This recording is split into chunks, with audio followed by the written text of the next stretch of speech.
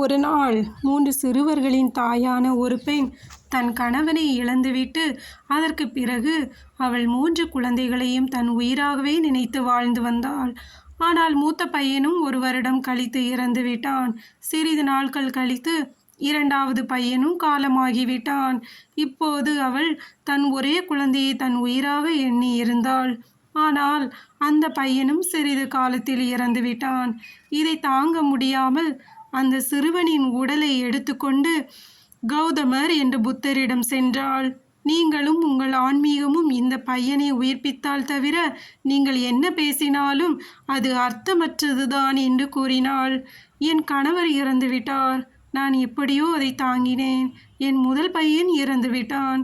பின்னர் 2வது பையனும் இறந்துவிட்டான். இருப்பினும் நான் தாங்கிக் கொண்டேன்.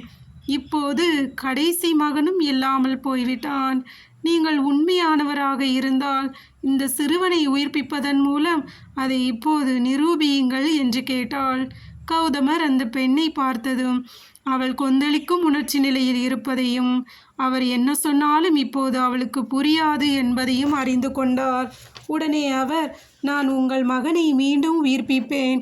நீங்கள் சென்று மரணத்தை ஒருபோதும் சந்தித்தறியாத ஒரு வீட்டிலிருந்து சில எள் விதைகளை கொண்டு வாருங்கள் என்றார்.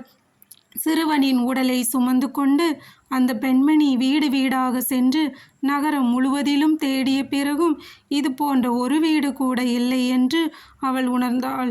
பின்னர் தேடுவதை நிறுத்திவிட்டு அவள் தன் மகனுடைய உடலுக்கு செய்ய வேண்டிய இறுதிச் சடங்கை செய்தாள். திரும்பி வந்து கௌதமரின் முன் அமர்ந்தாள். அவள் வாழ்நாள் முழுவதும் அவருடன் இருந்தாள். இந்த கதை உங்களுக்கு ஒரு நல்ல மாற்றத்தை ஏற்படுத்தி இருக்கும் என நினைக்கிறேன்.